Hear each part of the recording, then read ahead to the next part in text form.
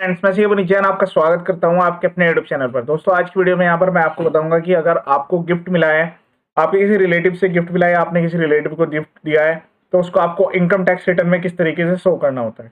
Video को पूरा and तक देखिएगा। इनकम टैक्स की ऑफिशियल वेबसाइट है www.incometax.gov.in। इसी पर ही मैं आपको जो है आईटीआर में एंटर करके बताऊंगा। इनकम टैक्स रिटर्न में इंडिविजुअल पर्सन के लिए आईटीआर फाइलिंग के 4 फॉर्म होते हैं, आईटीआर 1, 2, 3, 4। सबके अंडर में किस तरीके से आपको ये एंटर करना होता है और उसमें कितनी एग्जाम्पशन मिलती है, पूरा वीडियो डिटेल्ड है, एंड तक देखिएगा। उसके अलावा इस वीडियो को शेयर जरूर कीजिएगा। आपको अपने पैन नंबर से यहाँ पर लॉगिन कर लेना है। जो आपका पैन नंबर है वो यूजर आईडी रहेगा, पासवर्ड के थ्रू लॉगिन कर लेना है। देन उसके बाद यहाँ पर प्रोसीड कर देना है। लॉगिन में जाने के बाद आपको ये फाइल में जाना है, फाइल इनकम टैक्स रिटर्न पर क्लिक कर देना है। यहाँ से असेसमेंट ईयर 24-25, जिस भी ईयर के लिए आप आईटीआर फाइल कर रहे हो, लेटेस्ट यहाँ पर हम करंट असेसमेंट ईयर जो कि 24-25 है उसके लिए आईटीआर फाइल कर रहे हैं। स्टार्ट न्यू फाइलिंग पर क्लिक करना है। उसके बाद यहाँ पर आईटीआर फॉर्म सिलेक्शन करने का ऑप्शन आता है। तो इनकम टैक्स रिटर्न के जो फॉर्म है वो आपको अपनी इनकम के अकॉर्डिंग सेलेक्ट करने होता है। लेकिन अगर किसी की इनकम जो कि आपको गिफ्ट में मिला है, तो गिफ्ट जो है आपका एग्जाम्प्ट रहता है। अगर ब्लड रिलेशन से आपको गिफ्ट मिला हुआ है वो भी एग्जाम्प्ट है। उसके अलावा स्पेसिफाइड रिलेशंस दिए गए हैं, जैसे हस्बैंड वाइफ, और उसके बाद father mother, childs, brother sisters, parent and law. जो है आपको जो गिफ्ट मिलता है लीनियल एसेंडेंट या फिर डिसेंडेंट से, वो भी सब यहाँ पर एग्जाम्पशन में आते हैं। Taxable income is more than exemption limit में हम क्लिक करेंगे। यहाँ पर जो है लिमिट की कोई भी गिफ्ट के केस में ब्लड रिलेशन से मिलने वाले गिफ्ट पर, या फिर जो स्पेसिफाइड रिलेशन है जो कि मैंने आपको बताया है रिलेटिव्स की डेफिनेशन में, उनसे अगर आपको गिफ्ट मिलता है तो वो आपका एग्जेम्प्ट होता है, नोट कर लीजिएगा। लेकिन इसके अलावा किसी अदर पर्सन से आपको गिफ्ट मिलता है तो उसमें केवल 50,000 रुपए की डिडक्शन है। 50,000 से ऊपर का जो गिफ्ट है वो any other source of income में आपको वो उस पर टैक्स देना पड़ेगा। ठीक है, सेक्शन 56 में वो आपकी इनकम बन जाएगी। जो रिसीवर है, नोट कर लीजिए, जो रिसीवर है उसको अपनी आईटीआर में दिखाना है और इस तरीके से यहाँ पर दिखाना है जैसे मैं यहाँ पर अभी प्रोसीड करूंगा। पर्सनल इन्फॉर्मेशन में कुछ बेसिक इन्फॉर्मेशन है वो आपको सेलेक्ट करनी होती है, जो कि आपकी इनकम के डिटेल्स के बेस पर सेलेक्ट करनी होती है। ठीक है, इसी आईटीआर में आईटीआर 1 यहाँ पर हमने सेलेक्ट किया। आईटीआर 1 सिंपल फॉर्म होता है। मैं आपको आईटीआर 1, 2, 3, 4 तीनों में फाइल करके दिखाऊंगा कि कहाँ पर आपको एंटर करना होता है। ठीक है, पहले पर्सनल इन्फॉर्मेशन में बेसिक इन्फॉर्मेशन आपको सेलेक्ट करनी है। सैलरी की इनकम है, जो भी आपकी अदर इनकम है वो आपको सेलेक्ट कर लेनी है। उसके बाद यहाँ पर जो है ग्रोस टोटल इनकम पर आपको क्लिक कर लेना है। उसके बाद कंटिन्यू पर क्लिक करना है। अब यहाँ पर जो है आपको शेड्यूल मिलेंगे। सैलरी का शेड्यूल आ जाता है आईटीआर 1 में, house property, single house property, other source की इनकम। फिर यहाँ पर आपको लास्ट में एक एग्जेम्प्ट इनकम का ऑप्शन मिलेगा।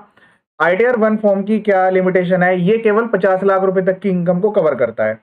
तो यहाँ पर जो ये आपकी इनकम है एग्जाम्प्ट इनकम, ये आएगी तो एग्जाम्प्ट इनकम के हेड में, जैसे आपको गिफ्ट मिला हुआ है तो यहाँ पर एक ऑप्शन मिलेगा आपको लास्ट में एनी अदर का। तो यहाँ पर आप जो है इस तरीके से लिखेंगे कि gift received as on date, जो जिस भी डेट में आपको मिला है। सपोज करो यहाँ पर अभी मैं आपको 1 फैब में ले लेता हूँ कि 1 फैब 2024 में यहाँ पर आपको गिफ्ट मिला हुआ है। ठीक है, तो इस तरीके से आपको लिखना है फ्रॉम, किससे आपको मिला है वो रिलेशन आपको मेंशन कर देना। जैसे आपको यहाँ पर फादर से आपके गिफ्ट मिला हुआ है। तो इस फॉर्म की लिमिटेशन ये है कि यहाँ पर जो है इस फॉर्म में टोटल 50 लाख रुपए तक की इनकम को आप एंटर कर सकते हैं। सेम ये रेस्ट्रिक्शन जो है वो आईटीआर 4 में भी है। उसके लिए सोल्यूशन है आईटीआर टोर 3 में जाना। अब मैं यहाँ पर सपोज करें 25 लाख रुपए का यहाँ पर गिफ्ट आया हुआ है, 25 लाख रुपए का आपको यहाँ पर एंटर कर देना है, ऐड पर क्लिक कर देना है। इस वाली इनकम से जो ये 25 लाख रुपए है, इस पर आपको कोई भी टैक्स नहीं देना है। लेकिन ये रिसीवर की जिम्मेदारी है कि वो अपनी इनकम में डिक्लेयर करके चलें, क्योंकि आपका जो ये पैसा है जिससे भी आपने गिफ्ट में लिया है, ये आपका नंबर 1 का पैसा तभी बनेगा जब इसको आप आईटीआर में डिक्लेयर करेंगे। कल को अगर आप इसको कहीं पर यूज करने जाएंगे, तो आपने सपोज करें प्रॉपर्टी में यूज किया, तो आपके पास नोटिस आ सकता है कि जी आप अपने सोर्स को बताइए। तो उस टाइम पर आपको आईटीआर सबमिट कर देनी है कि जी हमने इस पर्टिकुलर ईयर में जब हमें गिफ्ट मिला था तो हमने यहाँ पर डिक्लेयर किया था। ठीक है, बाकी की सारी other income as it is आने वाली है। और देखिए ये 25 लाख रुपए मैंने यहाँ पर एंटर करे हैं, तो इसकी वजह से कोई टैक्स की लायबिलिटी भी यहाँ पर नहीं आएगी, क्योंकि एग्जाम्प्ट इनकम पर टैक्स जो है एप्लीकेबल नहीं है। और इसकी जो वैल्यू है वो कितनी भी हो सकती है, अनलिमिटेड। मतलब आप करोड्स में भी गिफ्ट जो है दे सकते हैं, कोई ऐसी प्रॉब्लम वाली बात नहीं है। अब पॉइंट आता है गिवर के पॉइंट ऑफ व्यू से। जो गिवर है वो अपनी क्या इनकम टैक्स रिटर्न में इसको रिपोर्ट करेंगे। तो देखिए जो भी उनकी हर साल की इनकम वो रिपोर्ट करते आ रहे हैं, उनकी नंबर 1 की इनकम होगी, उन्होंने उस पर टैक्स दे दिया होगा। तो वो जो टैक्स आएगा वो उन्होंने ऑलरेडी पे कर चुके हैं। तो अब उसको यहाँ पर जो गिवर है उसको अपनी आईटीआर में दिखाने की रिक्वायरमेंट नहीं है, लेकिन जो रिसीवर है जैसे उसको गिफ्ट हुआ वो अपनी आईटीआर में जरूर दिखाएंगे उसको। देखिए यहाँ पर जो है इससे कोई टैक्स नहीं आ रहा है। बाकी की ITR 1 2 3 4 की जो डिटेल्स है वो सब कुछ मैंने अपलोड की हुई है। मैं यहाँ पर केवल गिफ्ट इनकम को कवर करूंगा। तो इस फॉर्म की लिमिटेशन है कि 50 लाख रुपए तक के इनकम को तो कवर कर लेगा। जैसे सपोज अगर आपकी 10 लाख की सैलरी की इनकम आ रही है, 40 लाख तक का गिफ्ट यहाँ पर ले लेगा। लेकिन अगर आपका जो है आपको 80 लाख रुपए गिफ्ट मिला है, फिर आपको ITR 2 और 3 में जाना पड़ेगा। 2 के केस में जो है सारी इनकम है other than business income. Individual person के लिए सारी इनकम के सोर्स को कवर करता है। Fours heads of income, salary, house property, capital gain, other source को कवर कर लेता है ITR 2। मैं ITR 2 यहाँ पर दिखाता हूँ।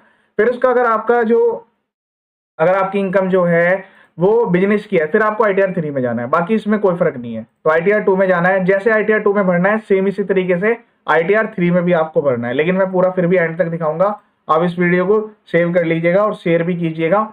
इसके अलावा कुछ पॉइंट्स और भी मैं यहाँ पर आपको बताने वाला हूँ कि गिफ्ट के रिगार्डिंग आपको क्या सिक्योरिटी रखनी है।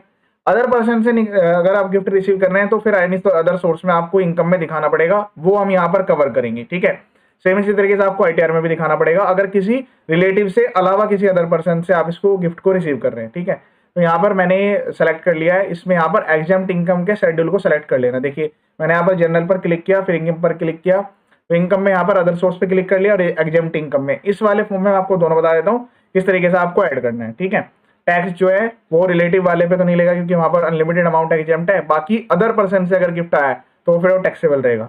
एक पॉइंट इसमें ये भी आता है कि मैरिज के केस में आप किसी भी पर्सन से जो गिफ्ट लेते हैं, वो रिलेटिव से हो या नॉन रिलेटिव से, वो सारे एग्जाम्प्ट होते हैं। तो वो लेकिन मैरिज का जो केस है वो स्पेशल केस है। किसी पर्टिकुलर ईयर में अगर आपकी मैरिज हुई है, वहां पर आपको गिफ्ट्स आए हैं, वो सारे गिफ्ट्स आप यहाँ पर रिसीव में दिखा सकते हैं। और वो हो सकता है गुड्स में हो, जैसा कि आपको जो है कोई कार गिफ्ट में मिल गई तो वो भी आप यहाँ पर दिखा सकते हैं, उसमें कोई टेंशन वाली बात नहीं है। ठीक है, तो यहाँ पर जो है हमारा एग्जाम्प्ट इनकम का शेड्यूल आ चुका है। इस पर हमें यहाँ पर क्लिक कर लेना है। अब क्लिक करने के बाद यहाँ पर काफी सारे ऑप्शंस आपको मिलेंगे। ठीक है, ये अदर एग्जाम्प्ट इनकम पर आपको जाना है, यहाँ पर क्लिक कर लेना है। यहाँ पर कैटेगरी में जाना है, सेम यहाँ पर अदर कैटेगरी आएगी। अब यहाँ पर देखिए मैं आपको एंटर करके दिखा देता हूँ। जैसे आपको अपनी मदर से गिफ्ट मिला है। ठीक है, तो यहाँ पर जो है वहां पर जैसे लिमिट थी 50 लाख की, यहाँ पर ऐसी कोई लिमिट नहीं है। मैं यहाँ पर आपको 80 लाख रुपए का एंटर करके दिखाता हूँ कि 80 लाख रुपए तक का भी गिफ्ट जो है आप आराम से इसमें दिखा सकते हैं। इस फॉर्म की कोई लिमिट नहीं है, करोड़ में भी दिखा सकते हैं, कोई प्रॉब्लम वाली इसमें बात नहीं है। उसके अलावा अगर आपको कोई आइटम गिफ्ट मिली है तो आप जो है फिर से एनी अदर पर क्लिक करके यहाँ पर जो है अदर आइटम ऐड कर सकते हैं। 1 बाय 1 करके सारे आइटम से आप ऐड कर सकते हैं। अमाउंट यहाँ पर स्पेसिफाइड करते जाइएगा। ठीक है, तो ये तो था रिलेटिव से गिफ्ट का कि रिलेटिव से आपको गिफ्ट मिला है तो आपको किस तरीके से दिखाना है। अगर अदर पर्सन से मिला है तो फिर आपको इनकम फ्रॉम अदर सोर्स पे दिखाना है और उसमें आपको टैक्स भी देना पड़ेगा। वो यहाँ पर पॉइंट वाली चीज है, तो वो मैं यहाँ पर आपको दिखा देता हूँ। इसके लिए हमें अदर सोर्स में जाना पड़ेगा। यहाँ पर इनकम फ्रॉम अदर सोर्स मैंने सेलेक्ट कर लिया। फिर यहाँ पर मुझे एक जगह पे यहाँ पर ऑप्शन दिया गया है जहाँ पर आप इस इनकम को डिक्लेयर करेंगे। सेक्शन 56 के अकॉर्डिंग इस पर टैक्स रेट एप्लीकेबल है।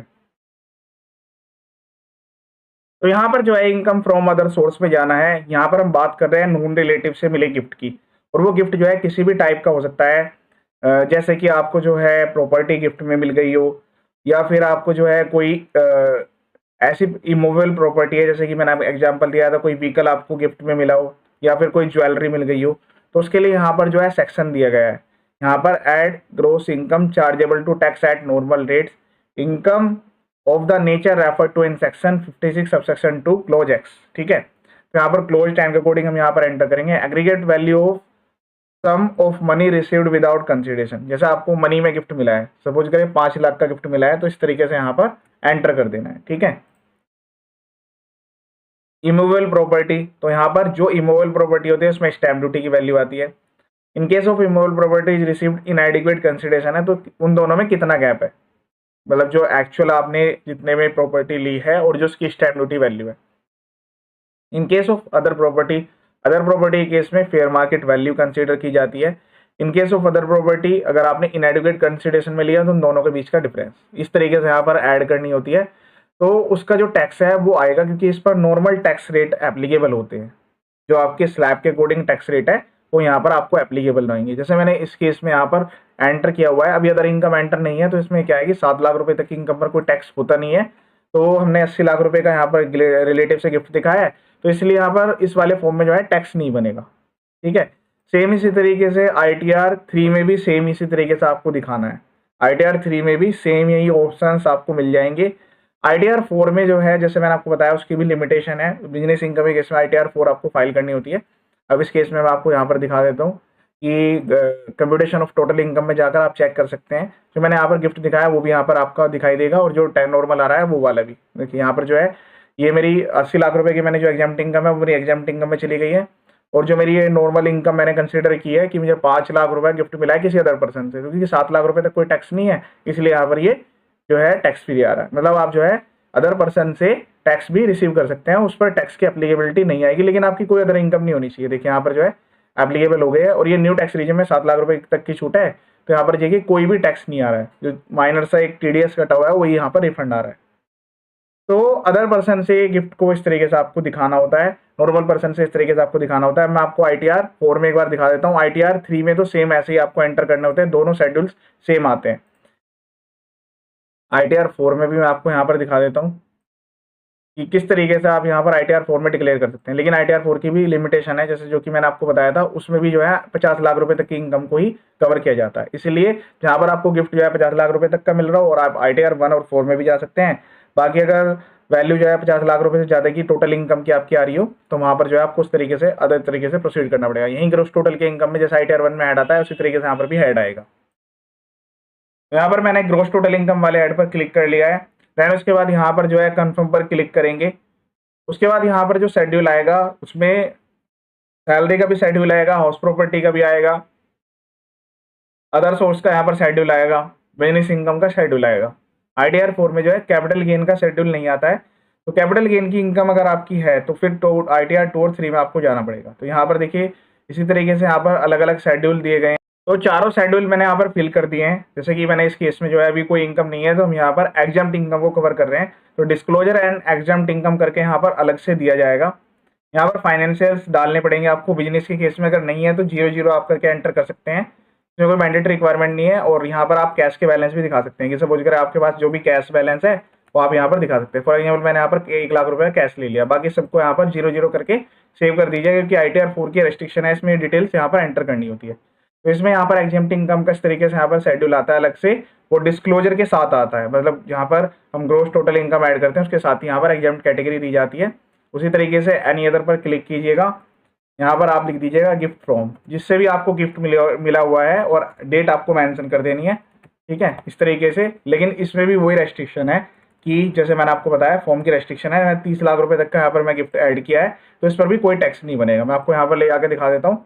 बाकी जैसे अदर सोर्स में ऐड करने का ऑप्शन आता है, जैसे ITR 2 में आया था, सेम इसी तरीके से यहाँ पर भी आएगा। वो ग्रोस टोटल इनकम के जो 4 ऐड है यहाँ पर सभी के अंडर में इस तरीके के शेड्यूल यहाँ पर दिए गए हैं। देखिए यहाँ पर क्लिक कीजिएगा तो यहाँ पर सैलरी की इनकम आ रही है।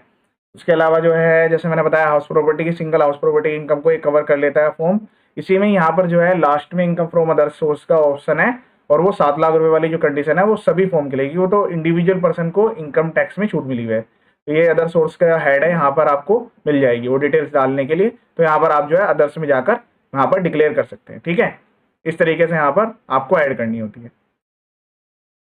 तो मैंने आपको कंप्लीट डिटेल्स बता दी है। उसके अलावा जो है आप ये जो ट्रांजेक्शन्स आप कर रहे हैं, जैसे आपने किसी रिलेटिव से कोई अमाउंट लिया या किसी रिलेटिव को कोई अमाउंट दिया है, ठीक है, तो उस केस में आप उसको अगर चाहें तो लोन्स में भी शो कर सकते हैं। पहले मैं आपको ये वाला केस दिखा देता हूँ, यहाँ पर कोई टैक्स नहीं बनेगा, जैसे हमने 30 लाख रुपए एंटर किए हैं। लेकिन एक पॉइंट यहाँ पर ये आता है, आपको ध्यान रखने की रिक्वायरमेंट है, क्योंकि कोई भी इंडिविजुअल पर्सन जो है अदर देन बिजनेस, क्योंकि बिजनेस में क्या है कि वो भी आपको जो है बिजनेस के क्रेडिट्स अलाउड होते हैं, कि एक बिजनेस ने दूसरे बिजनेस को क्रेडिट्स दे दिया, उसमें भी डेटर्स क्रेडिटर्स के बेस पर। बाकी नॉर्मल केस में कोई भी पर्सन जो है लोन्स की एक्टिविटी नहीं कर सकता है, क्योंकि ये जो है ये RBI से रेगुलेटेड है। मतलब आप जो है ऐसा नहीं है कि आप मल्टीपल ट्रांजेक्शन्स करते जा रहे हैं, लोन्स प्रोवाइड करने का आपने बिजनेस चला लिया है, ठीक है, वो भी बिना लाइसेंस लिए। देखिए यहाँ पर कोई टैक्स नहीं आ रहा है।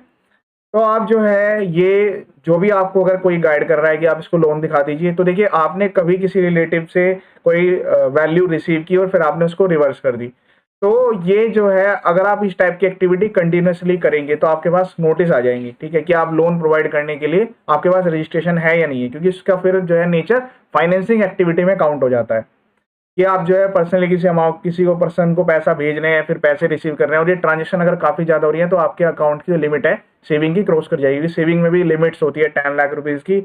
उसके अलावा जो है करंट अकाउंट में 50 लाख रुपए तक की लिमिट होती है। इससे ऊपर ये जो ट्रांजेक्शन है वो SFTRA में रिपोर्ट कर दी जाती है, मतलब इनकम टैक्स डिपार्टमेंट को भेज दी जाती है। फिर वो यहाँ पर एनालाइज करते हैं कि जो ट्रांजेक्शन आपस में आप कर रहे हैं वो इनकम से रिलेटेड है या फिर किस नेचर की है। तो अगर वो आपकी एग्जाम्प्ट इनकम आपने दिखाई है, गिफ्ट में दिखाया, तो कोई दिक्कत वाली बात नहीं है। लेकिन लोन प्रोवाइड करना या फाइनेंसिंग एक्टिविटी करना आपको अलाउड नहीं है। बाकी आप एक बार या 2 बार अगर किसी की हेल्प करने के लिए उसको अमाउंट दे देते हैं और फिर आप वो रिसीव कर लेते हैं, उसमें ऐसा कोई रिक्वायरमेंट नहीं आती, ना ही उसको आपको अलग से कहीं पे डिक्लेयर करने की रिक्वायरमेंट नहीं आती। लेकिन अपनी आईटीआर में आप उसको एज ए लोन शो कर सकते हैं। तो उस केस में भी क्या है कि बिजनेस के केस में लोन्स अलाउड होते हैं, बिजनेस में भी टर्म्स एंड कंडीशन के अकॉर्डिंग, कि आपने जो है किसी वैल्यू के अगेंस्ट में आपने जो है किसी को क्रेडिट दे दिया, कितने दिन का आपको क्रेडिट दिया जा रहा है, क्रेडिट पीरियड। लेकिन जर्नल में आपको जो है इन जनरल कोई भी लोन की एक्टिविटी करना अलाउड नहीं होता है। इस चीज का ध्यान रखें और इस वीडियो को शेयर करें। यहाँ पर मैंने गिफ्ट भी कवर कर लिया है। सेम ये चीज रिलेटिव के लिए भी है, नॉन रिलेटिव के लिए भी है। लोन्स की जो ट्रांजेक्शन है, फाइनेंसिंग एक्टिविटी है, वो आप जो है परमिशन के साथ ही करेंगे। उसके लिए जो भी गवर्नमेंट एंटिटीज है उसके लिए आपको पहले परमिशन लेनी पड़ेगी, उसके बाद ही फिर आप लोन्स की एक्टिविटी कर सकते हैं। ये था कंप्लीट वीडियो। इसी टाइप के काफी सारे वीडियोज मेरे यूट्यूब चैनल पर अवेलेबल है। ITR 1 2 3 4 के वीडियो देख लीजिएगा, आपको 100% कुछ ना कुछ नया सीखने के लिए मिलेगा।